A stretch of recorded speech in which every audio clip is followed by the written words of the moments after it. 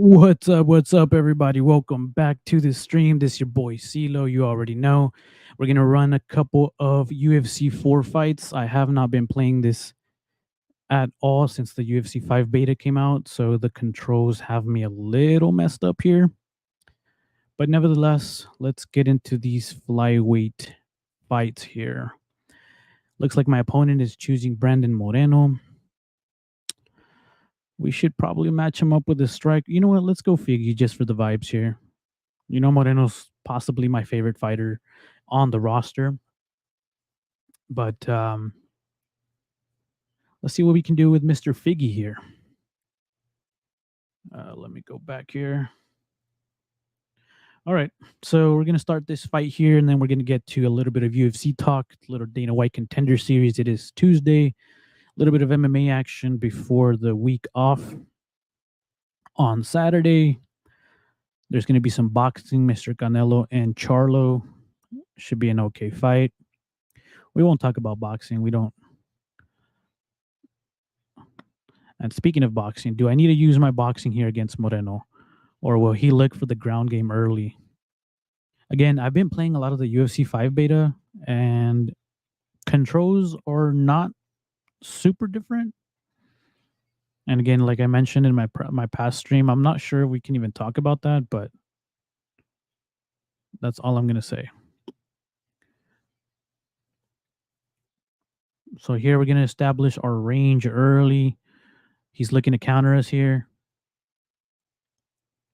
What I like about Moreno in this game is he's fairly tall, so kicks and straights can really do damage for you. But if you counter hook him, he's susceptible for that chin to go down for some reason.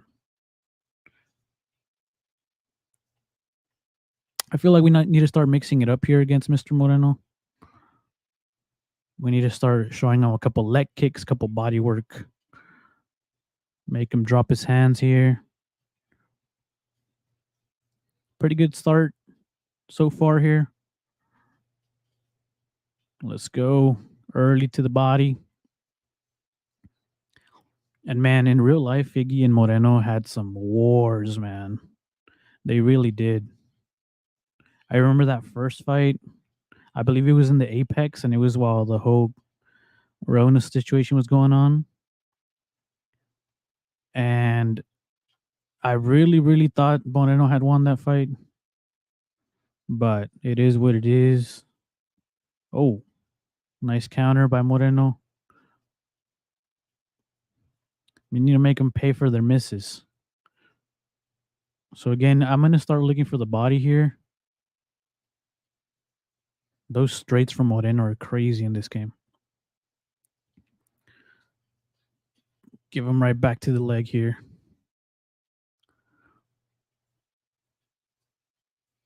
I'm busting up his nose with my jab. And there it is. Good head movement by him. He doesn't know I'm coming for that body, though. Oh, nice straights from Moreno. Oh, man. I can't give up this round here. Oh, that 1-2 high kick. A lot of people go to that once they're getting beat up in this game. A lot of people. Since it breaks the guard, it's easy to get an easy knockdown there. I wouldn't be surprised if he tries it one more time before the end of the round. But what we're going to do is we're going to duck under it. And he saw that I was going to duck under it, and we'll let it go to the second round. Pretty good first round for us. I want to say we won that 10-9, landed the bigger shot, stunned him. And right after this, we're going to get into a little bit of UFC Vegas 79 talk. We're going to recap a little bit. We're going to talk a little bit of Dana White Contender Series. Didn't have much time to look into it. Jesus, man. I was getting a cramp. Again, I do these streams right after the gym, so if I'm a little winded, a little sweaty out here, you already know. I was getting a cramp on my chest. I didn't even do chest today. All right, let's get back to business here. Second round against Moreno. Clearly wants to establish that 1-2 high kick, in my opinion.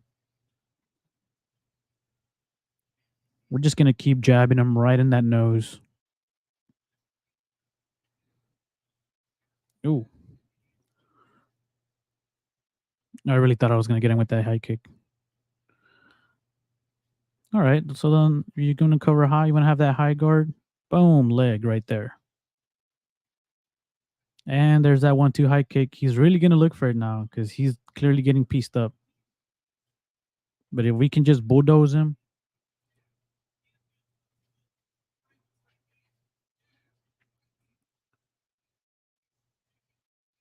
and that's game. Clean KO by Mr. Figgy, overhand right. First time I threw it in the fight, and it just puts him out. Pretty good start to the stream, boys. It's gonna be a good one. Coming off a KO. I hate to do it to Mr. Moreno. He's still down. He is still down. I hate to do it to Mr. Moreno, but hey. And this UFC 4 game, had to do it. Had to do it. Had to do it for the stream. Um, use the power of Figgy. Peppered him up a little bit. And went with the overhand right. So let him just announce me as the winner here, and we're gonna move right into the UFC Vegas 79 talk. And it's gonna be pretty interesting. We're gonna recap a little bit of what we said. We're not gonna recap every fight, and if we do, it's just gonna be quick snippets.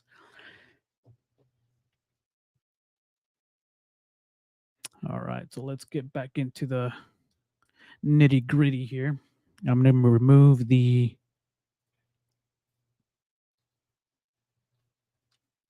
I'm gonna go ahead and remove the stream for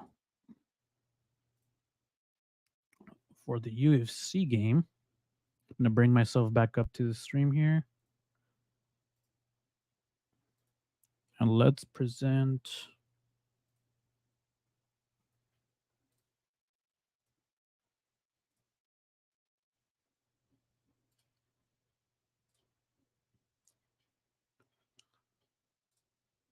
all right, let's get it. So we got the card here, Fizier versus Gamrod. From a betting perspective, I want to say it's possibly my worst card. And if it wasn't the worst card, it was one of the worst. From the picks perspective, I was pretty. So this is the difference between picks and bets, right? So whenever you do, I did touch on this a little bit on the last stream. If you have a pick, let's say like you have somebody, you're picking somebody to win, but let's say in betting terms, he's like a minus 300, minus or high 200s, man, even minus 800s, 1000s, whatever it is. The variance in MMA is crazy. And sometimes from a betting perspective, it just makes sense to go the other way. Right. So it's like if you bet $10, $50, $100 on a minus 500, you're pretty much not going to win any money. I mean, if you do, it's just, I mean, if that's your thing, that's your thing. But usually by then you're already looking at parlay pieces, you're looking at props. So, without getting too much into that technical stuff, sometimes it just makes sense to go the opposite way, right? So let's just hop right into the first fight. And we talked about this fight in the last round, the Montserrat Rendon and Tamires Vidal. Tamires Vidal was about a minus 250 favorite by fight time. Again, I was adamant that that was just not the case for her. We looked at her record. We saw that she had no impressive wins. That I mean, the win that she did have told us nothing. I did mention that in that previous stream, that any and all activity that Tamires Vidal has done gave me nothing. And Montserrat Rendon, even though she was the older fighter, I did say she was going to be the longer fighter. Tamires Vidal tried looping those punches, tried to get to her chin, and she caught her a couple times. But Montserrat was ready for it. She was on her bike. She was circling. And when it made sense, she took the fight to the ground, had a little bit of control time, didn't really do much with it as far as damage is concerned. But apparently, or it was enough for her to get the victory. I did see a 29-28 unanimous. I mean, I'm not sure about the split there. I know Mr. Chris Lieben was one of the judges for that card, and he scored it for Tamires Vidal. It is what it is. Judges gonna judge, and ref's gonna ref, I guess. So again, we didn't have any betting on this card, or any betting action on this card. I mean, on this fight. I'm sorry, but we did have Montserrat Rendon as a pick there, so not as impressive as a showing, but it was clear cut in my opinion. So we'll take it and move on. Mizuki Nunue, Godi, we won't talk about that. We won't. Man, I really didn't want to talk about this fight, but well, I guess we're gonna have to talk about it. So on this fight, we did have Mohamed Usman and Jake Collier to not go the distance. I believe it was like a minus 120, minus 115. I can't remember right now off the top of my head. And we were well on our way to hit on that bet, in my opinion, until that eye poke that gave them pretty much an extra round of rest and gave him the cardio to last the full rounds, the full 3 rounds. It was looking a little dicey for Muhammad Usman in the first round. Jake Collier came out, tried to prove a point. Fought emotionally, I can almost say. But again, it's just those unpredictable things, eye pokes, low blows, and you know what I'm talking about. So, anyways, we ended up losing that bet there. We did have Muhammad Usman winning. I did think it was going to be a little bit more impressive, I should say, or a little bit more dominant, in my opinion. I know on the broadcast, Mr. Bisping was saying, "Hey, Muhammad Usman, he's had wins on the UFC, but he just needs to show that he's a killer. He needs to show he has that killer instinct. He needs to finish."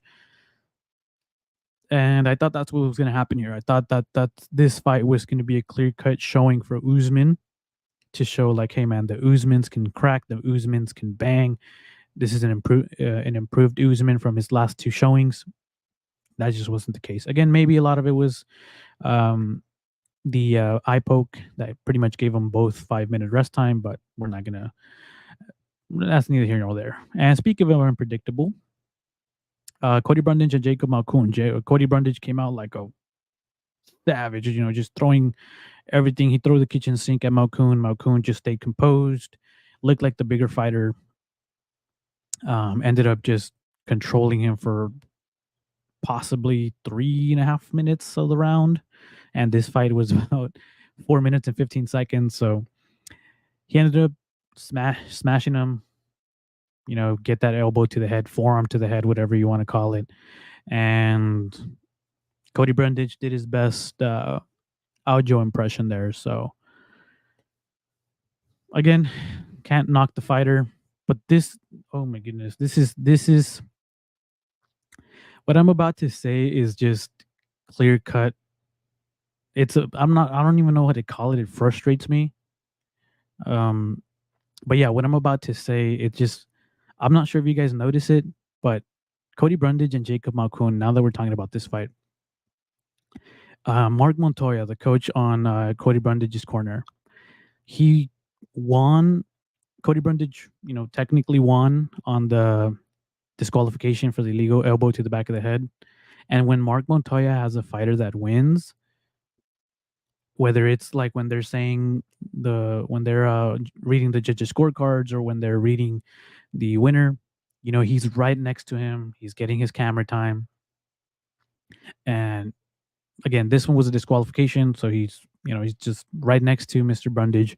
He's just waiting. He knows the camera's on, or is going to pivot over to the winner. And he gets his camera time. I mean, I don't know if that's the thing, he does it on purpose or not, but go back and watch a lot of Mark Montoya's fighters winning, and he's right there.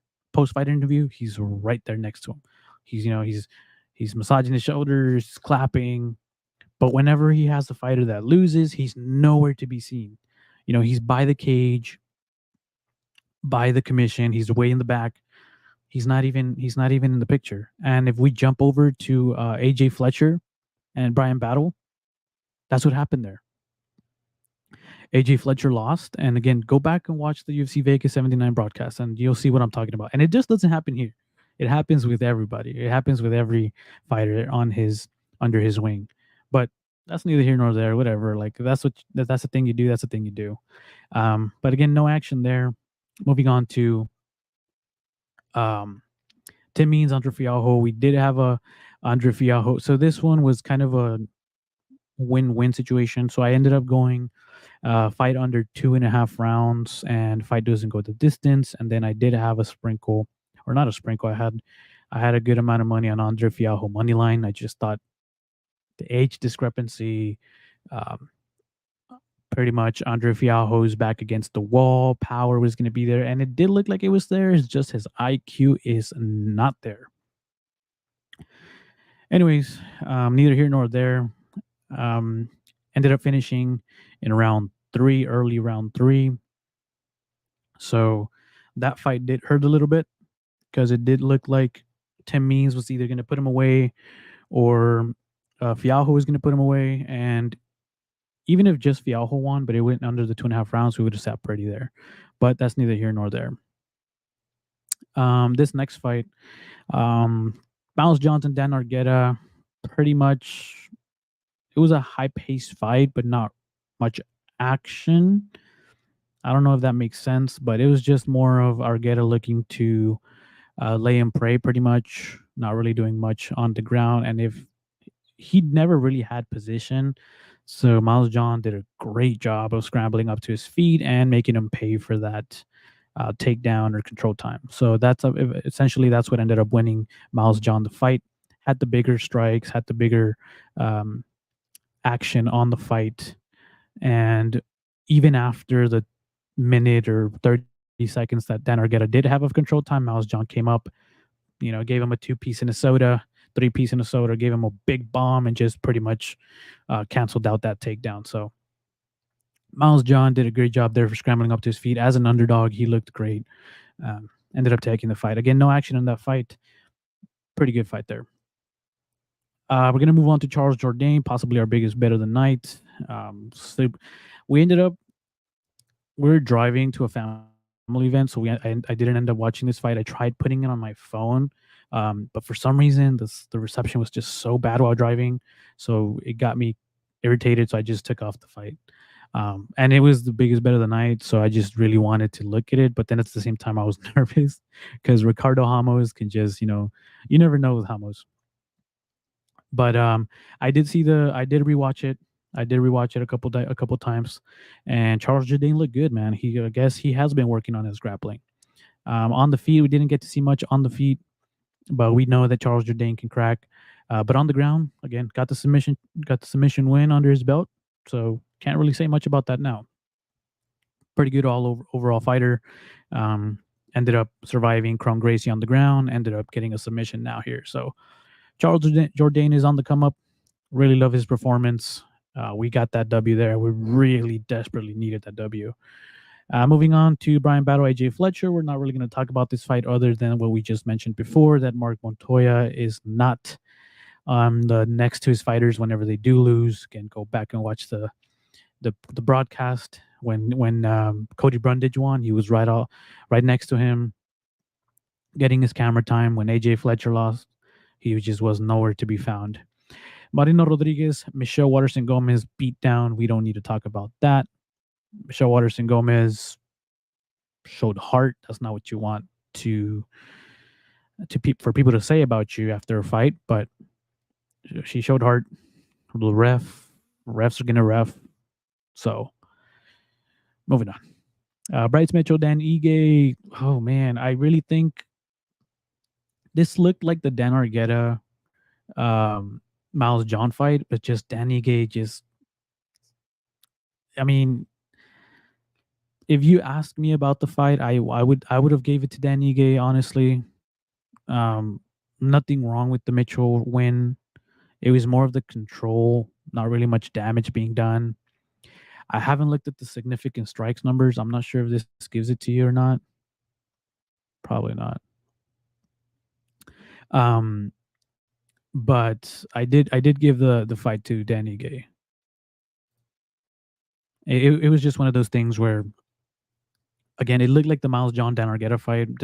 But Bryce Mitchell was a little bit more dominant with that ground game. He really did establish himself on top, really established himself with control time, rather than Dan Argueta pretty much had a couple seconds, couple minutes, and Miles John was right back up to his feet and make him pay for it. Not mad at the decision there. But personally, I did see it going to Danige.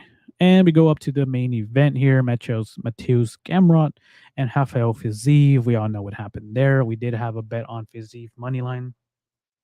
Unfortunately, ended up getting injured. Happens. Um, but that's neither here nor there. Again, overall, bad card for us as far as bets are concerned. I believe the only bet we did hit was the no distance here with Tim Means.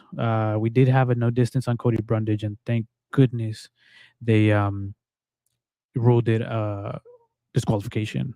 Because if it would have been no action, it would have just been money back and kind of a weird thing. We did have Charles Jourdain money line there.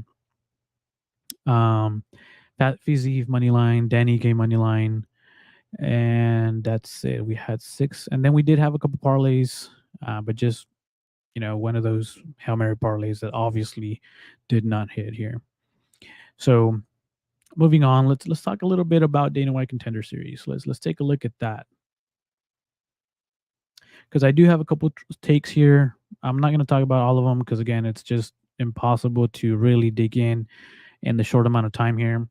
But I do want to mention this curtain jerker here, the opener, Victor Hugo Madrigal and Vinicius Oliveira. It's gonna be a good fight, really good fight. Vinicius Oliveira minus 400 favorite. I don't think he should be that big of a favorite I don't know, in my opinion. Again, Victor Madrigal, his heart, he does have a couple wins under his belt, and it's now or never for him. He is 33 years old for the bantam. Um, for the bantamweight division, it's not too old, but it's going to be one of those things where either Vinicius Oliveira comes in and finishes him. Victor Madrigal has lost by submission before. He has some wins versus the current UFC fighter Cristian Quinones that aged well in his last fight, but not in his second to the last fight, but not in his last fight. But again, now or never for Victor Madrigal, so he could come up here and do an upset. Just show heart and possibly um, come in and upset Mr. Oliveira here, but I don't think that's going to be the case. I don't know about the minus 400 favorite. I believe should be at least cut in half. Uh, but again, the younger fighter, Brazilian, and we know how Brazil has done in the Dana White Contender Series this year. So not mad at it. I do think it's going to be one of those things if Victor Madrigal can, you know, go 3 rounds of hard fighting, just push the pace here, overwhelm Oliveira early, and just drag him into the deep waters. I think Victor Madrigal can get it done. Other than that, I see Oliveira getting a submission, TKO win. So it's going to be a good fight nevertheless. But give me Oliveira by finish. That's going to be the pick for a Contender Series week 8. This next fight, women's MMA. All I can say here, both undefeated fighters, but all I can say is Carly Judy's has power. You're gonna want to watch this fight because her stand up is really good. I don't know much about Ernesta Karekaite, but I will say this is possibly one of my favorite Contender Series weeks because this is just, and I think they're just gonna keep getting better. I think the talent. I mean, we've seen an amazing showing in this year's Contender Series. So I think they're just going to get better here. This women's fight it's women's MMA, but it's going to be one of the best women's MMA fight on the Contender Series, in my opinion. Hopefully, I don't jinx it, but that's neither here nor there. Give me Judice by, can we say inside the distance decision? We'll say round two, round three, or decision. But I do think she's just the better fighter here. She's gonna establish her will early. Danny Silva, Angel Pacheco. Oh my goodness, this is a fight here. Danny Silva 7-1 and Angel Pacheco 7-1.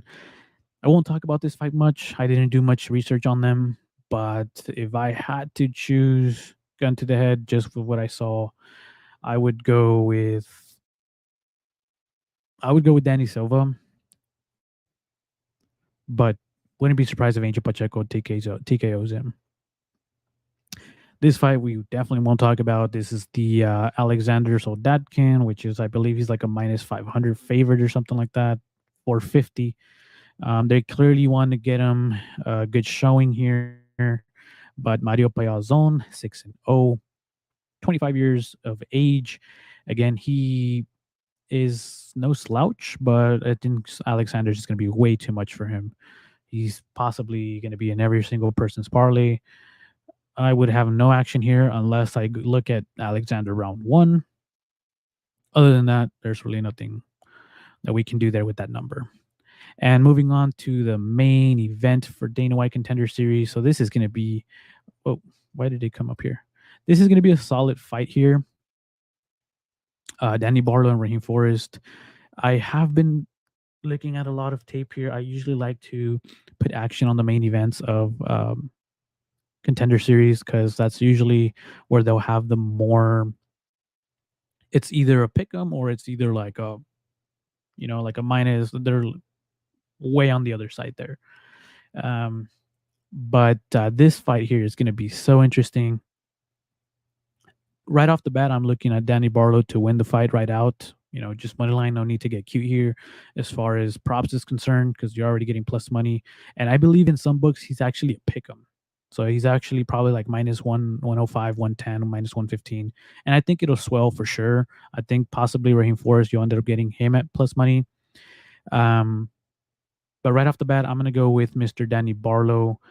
I'm not sure if by decision, but I would not be surprised. Raheem Forrest can crack, man. He can crack. So let's look at Raheem Forrest first, since he's going to be our opposite. And I probably will end up going Danny Barlow money line, depending on my book.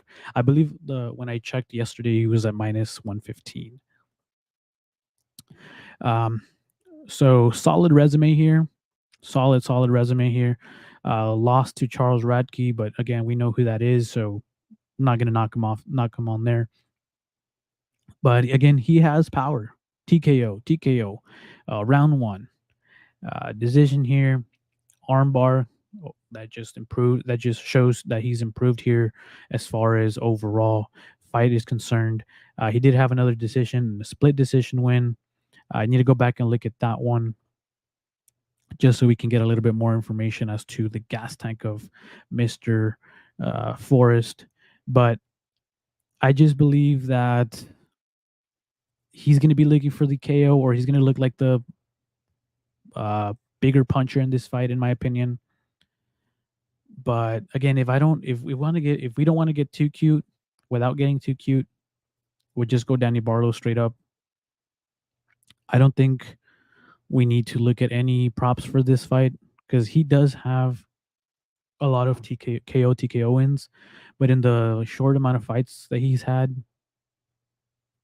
I don't think it's enough. I don't think it's enough to get him either inside the distance or anything like that. We're gonna have to look at the lines, but Danny Barlow's the pick for the main event. Again, even if he's plus money, even better for us. But it's gonna be good to see that we're gonna have some MMA in this week, not uh not on Saturday. We're gonna have boxing, but that's neither here nor there. So again, guys, just overall, enjoy the week off. Everybody that has action, enjoy NFL, I guess. Enjoy boxing, Canelo.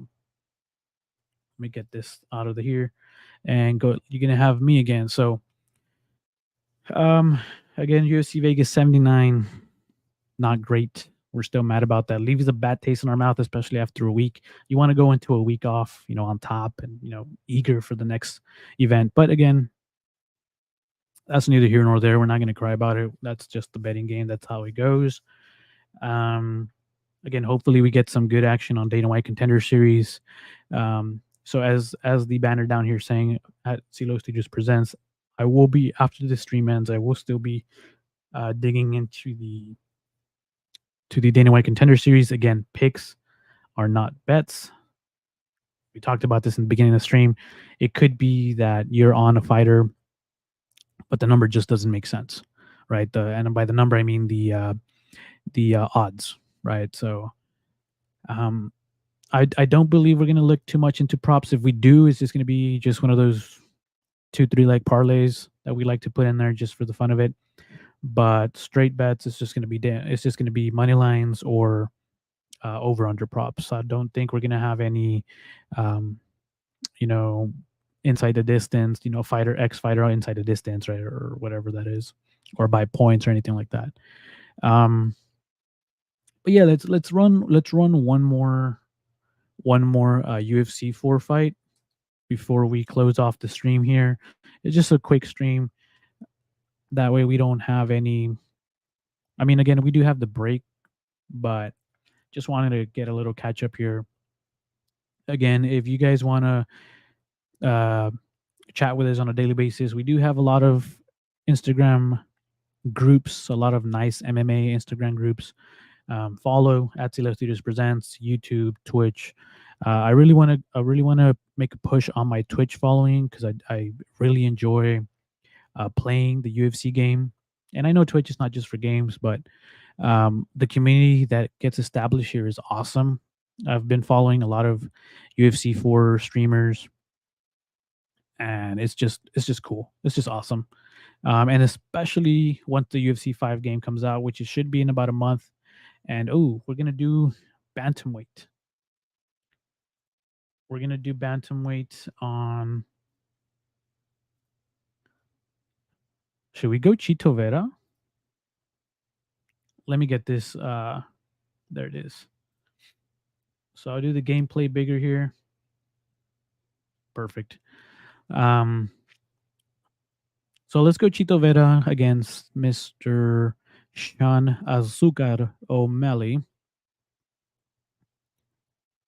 I hope they make this fight early next year. I'm pretty sure it's not going to happen this year.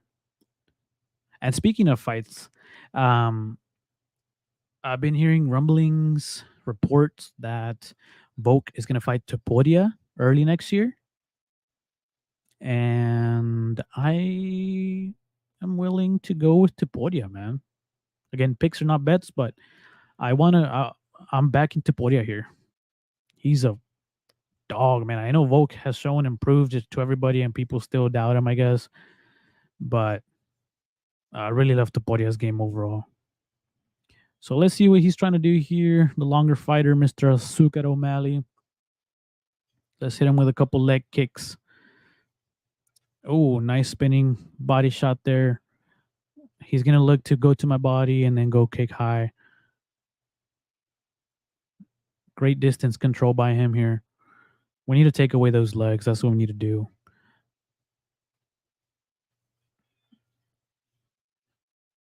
Nice shots there. Not a good start for us. He really wants to lower my gas tank early. What he wants is just for me to drop my hands here.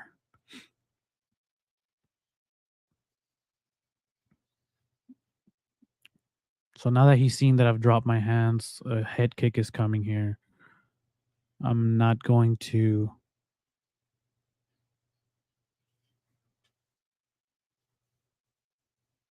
Nice counter. Oh, he canceled that spinning kick. He would have got me good.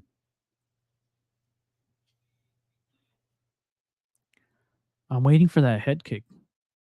He's seen me drop my hands now. There it is. I knew it was coming and I still fell for it. Come on, man.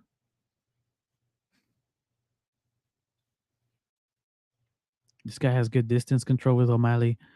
O'Malley's a really good. He's a perfect like game fighter, if that makes sense. Like a video game. He's long. He's quick. He has power with all his punches and kicks. So we really need to take that leg, but his distance control is amazing. Again, he's a taller fighter, so he can keep me at bay with those deep kicks, head kicks, body kicks.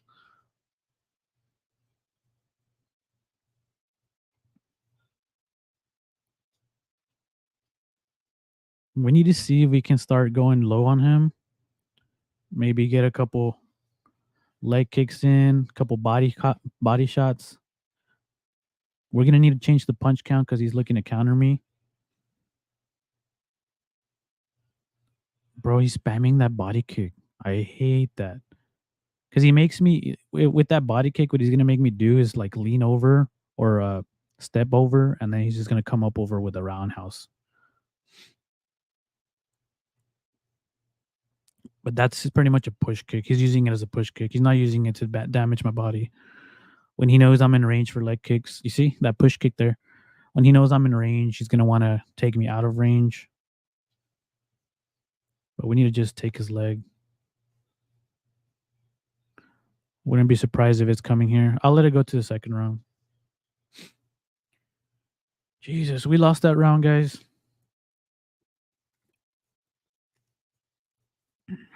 Replays are going to be nothing but spinning back kicks to the body. But yeah, we were talking about Volk and Topodia. Man, I just don't see how Volk beats Topodia. Like, I mean, unless he just wrestles him, but wouldn't the stand up be like not a pick 'em, but wouldn't it be like even? In my opinion, it would. Maybe, I mean, I don't know. It's just that boxing from Topodia. It was just maybe it's recency bias, but I like that fight. I like that fight. And if it is in Canada, you guys got a good one.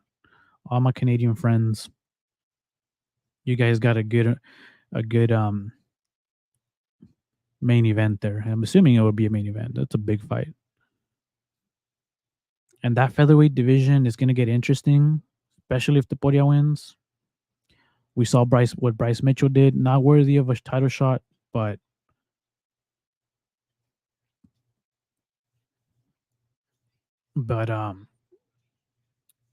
those rankings are going to be pretty good. We'll see what Yair Rodriguez does next. Again, Max Holloway looked great, so that division is gonna get interesting too. Oh my goodness, that was so fast.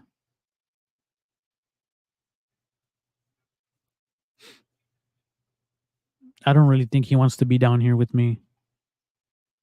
He's just gonna body. Yeah, there it is.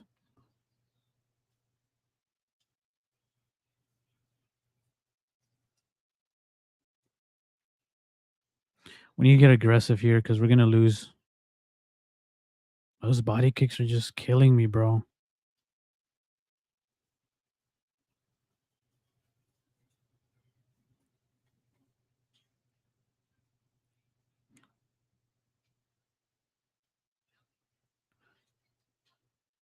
Nice. He knows I'm coming aggressive now.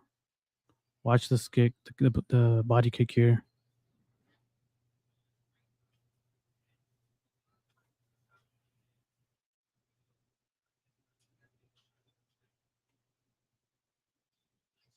Watch the spinning body kick here. There it is.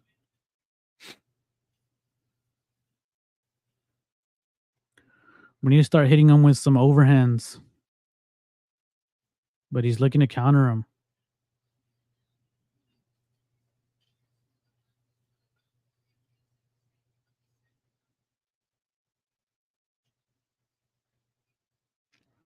Nice jab.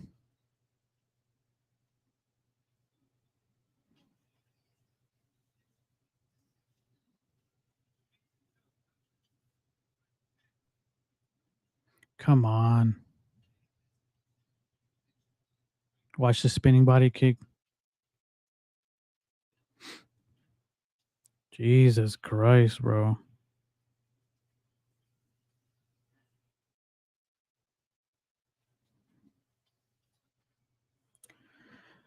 Looks like we're down 2 rounds here.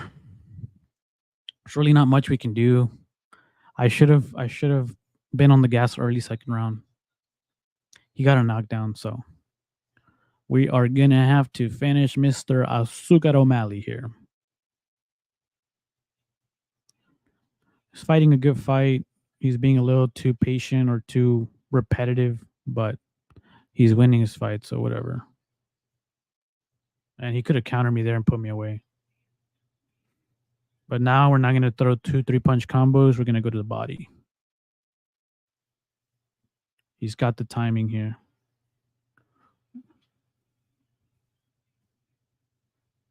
No, he put me away. Azúcar O'Malley puts me away. Oh well. Bad way to end the stream, but this is positive vibes only, as it says on the description here. He played a good game plan. I usually like to fight O'Malley with Corey Sanhagen, sorry. But we ended up trying to get the narrative here with Chito Vera, and we lost, and a clear cut loss here. And it really looked like a real Chito Vera fighting Corey Sanhagen, speaking of him, because he doubled my strikes, tripled my knockdowns, almost doubled my total strikes, significant strikes doubled. So clear cut loss for us there, guys. Let me bring myself back up to the main screen here. All right. So again, guys, this is going to be it for this stream here. We did talk a little bit about UFC Vegas 79 Dana White Contender Series. If you guys want more on tonight's Dana White Contender Series, I will be finalizing. It's not going to be a lot, maybe 3 to 5 bets total, and there's not going to be a bet in every single fight. But if you guys do want to talk about it, you guys want to share picks, bets, whatever it is, on Instagram at Silo Studios Presents. If you guys want to join any of the MMA groups that we're on, send me a DM. I'll ask everybody else, and we'll get you in there. Really talented people, really people that know about the sport, follow the sport, Deegans, as some people would say, not casuals. But yeah, we'll look into Dana White Contender Series. We'll have everything finalized. It is 1 p.m. Central Standard Time here where I'm at, or 12:55, about to be 1 p.m. It is hot. It is hot in South Texas. So, anyways, we're gonna look into it now. Get something to eat after our workout, and we'll finalize everything. Again, DM, Instagram at Silo Studios Presents, and any other questions you guys have, feel free to reach out to me there. Thanks for watching the stream, guys. If you don't have Twitch, subscribe on YouTube, follow on Instagram, and we'll see you on the next one. Peace.